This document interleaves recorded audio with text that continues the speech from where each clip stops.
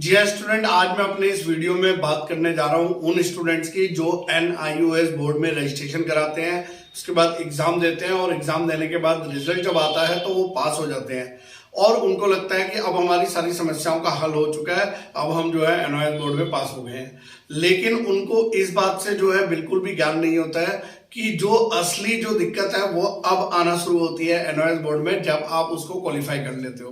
अब आप पूछोगे सर ये क्या बात बोल रहे हो आप कि पास होने के बाद प्रॉब्लम आती है? तो जी हाँ, पास होने के बाद ही NIOS बोर्ड में बहुत सारे स्टूडेंट्स को बहुत सारी दिक्कत आती है। और आज मैं बिना समय गंवाए, बिना टाइम को वेस्ट करे जल्दी से हम वीडियो शुरू करते हैं और बात करते हैं कि क्या क्या दिक्कतें आपके सामने आती हैं, क्यों आपको जो है समय से डॉक्यूमेंट्स नहीं मिल पाते हैं, मार्कशीट जो होती है आपकी, माइग्रेशन सर्टिफिकेट होते हैं या आपके और प्रोविजनल सर्टिफिकेट्स हैं, वो आपको समय से ना मिलने के कारण आप आगे अप्लाई नहीं कर पाते हो। तो इसका जो है सॉल्यूशन क्या है, किस तरीके से आप जो है इसको पा सकते हो और कैसे इसका निवारण कर सकते हो। तो चलिए स्टूडेंट स्टार्ट करते हैं।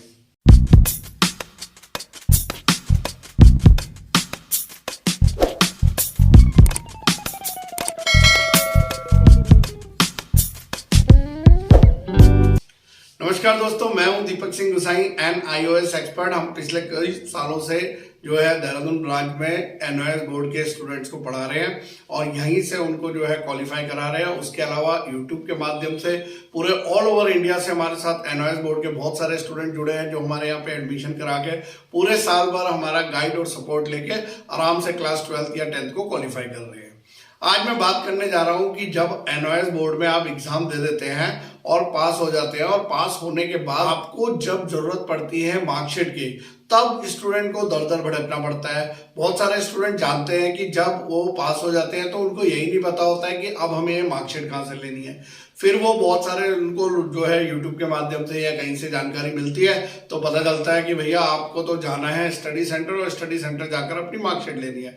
अब कई स्टूडेंट स्टडी सेंटर जाते हैं, स्टडी सेंटर वाले बोलते हैं मार्कशीट हमारे पास नहीं आती है, हम नहीं देते हैं, यहाँ से हम इशू नहीं करते हैं और उन्हें स्कूल से बाहर निकाल दिया जाता है। और कई बार तो NIOS बोर्ड के स्टूडेंट जब पहुंचते हैं तो पता चलता है कि जो स्टडी सेंटर उनका मेंशन है आई कार्ड में वो तो ऑलरेडी पहले से कई सालों से बंद हो चुका है। NIOS बोर्ड ने उसको जो है बंद कर दिया वहां पर।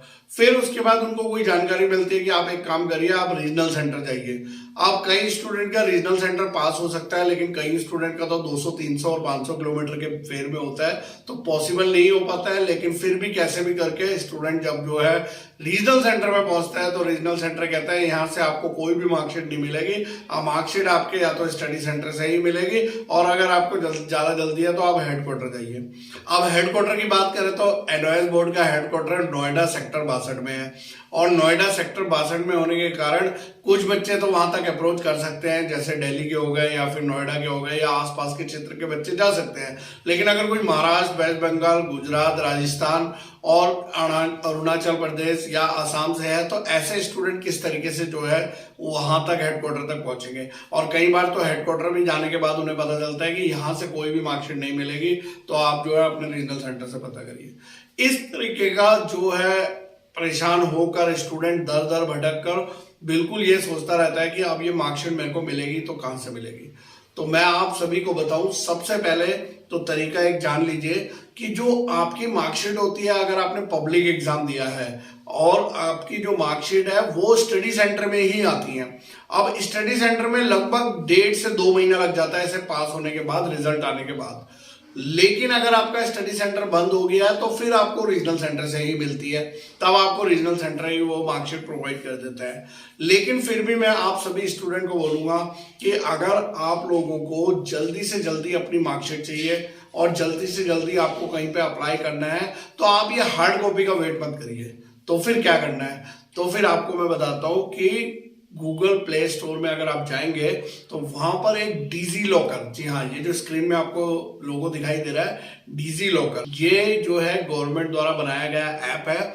इस ऐप में आप अपने आप को रजिस्टर्ड करके आधार कार्ड नंबर डालकर रजिस्टर्ड करने के बाद आपके जो भी गवर्नमेंट डॉक्यूमेंट इशू हुए हैं वो सारे यहां पर आ जाते हैं ऑनलाइन। जैसे अगर आपके पास जो है आधार कार्ड है तो वो भी यहाँ पर मेंशन होगा, आपके पास लाइसेंस है तो वो भी यहाँ पे होगा, आपने किसी सीबीएसई बोर्ड या किसी भी बोर्ड से आपने क्लास 10th करा है या एनओएस बोर्ड से आपने क्लास 10th या 12th करा है तो वो भी वहां पर होंगे। आपने कोई भी, आपका अगर एक सरकारी राशन कार्ड है तो वो भी आपको वहां पर मिलेगा। तो ये सारे डॉक्यूमेंट जो भी गवर्नमेंट द्वारा इशू किए गए हैं, चाहे आपका पैन कार्ड है, वो सब चीजें आपको यहाँ पर अवेलेबल मिलेगी। आपको क्या करना होगा, मैं स्क्रीन में आपको दिखा रहा हूँ। सबसे पहले डिजी लॉकर ऐप को डाउनलोड करने के बाद सबसे पहले आप अपने मोबाइल पर जाकर ये जो लोगो है इसको ओपन कर लीजिए। ओपन होने के बाद कुछ इस तरीके से आपको दिखाएगा यहाँ पर। तो यहाँ पे जैसे दिखा रहा है आधार कार्ड, पैन कार्ड, फिर उसके बाद आपने यहाँ पे जो है क्रिएट अकाउंट करा है तो यहाँ पर साइन इन वो लोग करेंगे जो ऑलरेडी रजिस्टर्ड हैं और क्रिएट अकाउंट वो जो नए आए हैं। आप यहाँ पे अपना आधार कार्ड नंबर डालिए, जो भी आपका आधार कार्ड नंबर है, जैसे एक आधार कार्ड नंबर है वो हम लोग यहाँ पर डाल रहे हैं। तो उसको आधार कार्ड नंबर डालने के बाद आपको यहाँ पर एक पिन सेट करने के लिए ये बोलेगा। वो पिन 6 डिजिट में होना चाहिए। 6 डिजिट मतलब 1 2 3 4 5 6 कुछ भी आप डाल सकते हैं। तो वो 6 डिजिट हम लोग यहाँ पर डाल के दिखा रहे हैं और उसके बाद साइन इन कर दिया। फिर एक OTP आएगा, आप ही के देखिए OTP जैसे आ गया है तो OTP आएगा, उस OTP को आपको कॉपी करके यहाँ पर लिख देना है। जब आप OTP डाल देंगे तो इसको नीचे सबमिट कर दीजिए। सबमिट करने के बाद यह आपसे यूज़र नेम मांगेगा, तो कोई भी यूज़र नेम आप रख लीजिए, अपने नाम से रख लीजिए या कोई और जो आपको पसंद हो उस टाइप का आप जो है इसमें डाल दीजिए।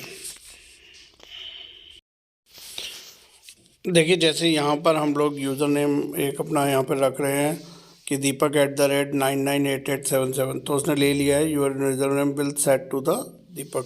फिर ओके कर दीजिए तो ये आपका जो है एक अकाउंट क्रिएट हो जाएगा। फिर आप जो है यहाँ पर ओपन करके देख सकते हैं यहाँ पर किस तरीके से इसमें क्या क्या दिया है, जैसे आधार कार्ड, पैन कार्ड और आपका जो है और भी दिया है यहाँ पर, जैसे class 10th marksheet, class 12th marksheet, आपका फिर ड्राइविंग लाइसेंस हो गया, राशन कार्ड हो गया, ये सारी डिटेल्स आपको यहाँ पे मिल जाती है। तो देखिए आपने क्या करना है, अपनी मार्कशीट वाले लोगों पे जो है क्लिक करना है और उसके बाद यहाँ से नीचे से चूज़ कर लेना है अपना बोर्ड। जैसे हमारा बोर्ड है national institute of open schooling, तो नीचे स्क्रॉल करेंगे तो आपको ये मिल जाएगा। यहाँ पे आप क्लिक करेंगे तो यहाँ पर आपको डालना होगा अपना क्या, रोल नंबर बोले तो एनरोलमेंट नंबर, और किस ईयर में आपने जो है पास किया है वो ईयर यहाँ पर डालना है आपको। तो ये सब करने के बाद आप नीचे गेट डॉक्यूमेंट कर देंगे तो गेट डॉक्यूमेंट्स पे सीधा जो है एक मार्कशीट जो है आपको यहाँ पे दिखाई देगा, उसे आप डाउनलोड कर सकते हैं। तो स्टूडेंट आप लोगों ने समझ लिया होगा बहुत अच्छे से किस तरीके से जो है हम इनको जो है डाउनलोड करके, इनको ई-वेरीफाइड मार्कशीट बोलते हैं और ये आप किसी भी डिपार्टमेंट में किसी भी जगह जाके आप अप्लाई कर सकते हो। ये प्रूफ है आपके पास कि जो आपने इस क्लास को क्वालिफाई कर लिया और आपके जो ओरिजिनल डॉक्यूमेंट्स है अभी ऑन द वे हैं, कुछ टाइम बाद वो जो है आ जाएंगे। क्योंकि कई बार ऐसा होता है कि किसी जगह पे आपको एडमिशन लेना होता है और उसकी डेट निकल रही होती है, तो ऐसे टाइम पे आपको ये ई-वेरीफाइड डॉक्यूमेंट बहुत काम आएंगे। इसके अलावा अगर किसी भी स्टूडेंट्स को अपने डॉक्यूमेंट को डिजी लॉकर से डाउनलोड करने में दिक्कत आती है तो हमारे व्हाट्सएप नंबर पे आइए, हमारे टीम का सपोर्ट लीजिए। हमारी टीम आपको गाइड करेगी किस तरीके से आप डिजी लॉकर से अपने डॉक्यूमेंट्स को डाउनलोड कर सकते हैं।